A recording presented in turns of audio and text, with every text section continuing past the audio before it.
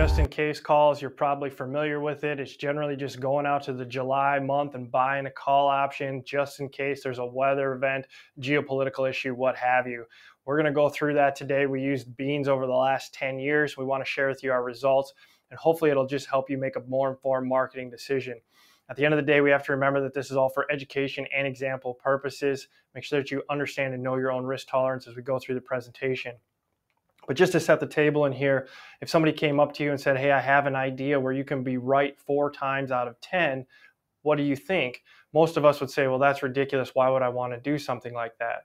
Well, what if they added that maybe the 4 times that you are right outweigh the 6 times that you're wrong? Okay, well, now maybe all of a sudden it's a little bit more attractive. But they come back with one more caveat.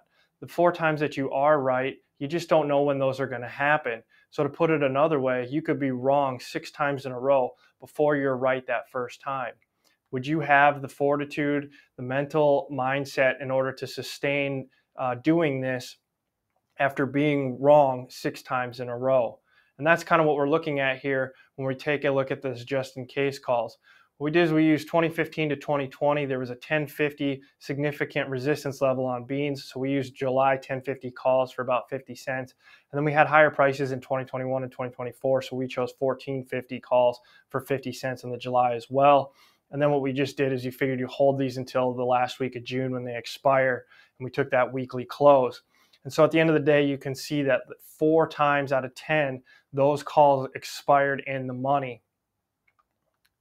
Now, here's the really key important factor, and this goes back to that original point that you just don't know when you're going to be right.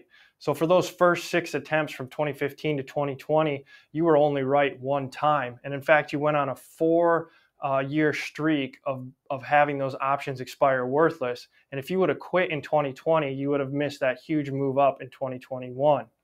And this is why we want to paint the picture that ultimately at the end of the day, what we think is most important is being consistent over whether or whether you're right or wrong.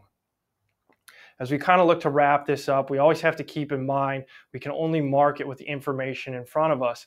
We always kind of assume that they're going to have a normal growing season, normal weather, normal production.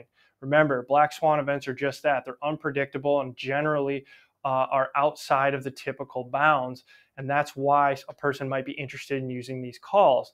But due to the nature of them being random events that are usually outside the standard deviation, if you will, we also have to be honest with ourselves that most of the time, whatever these calls are going to expire worthless.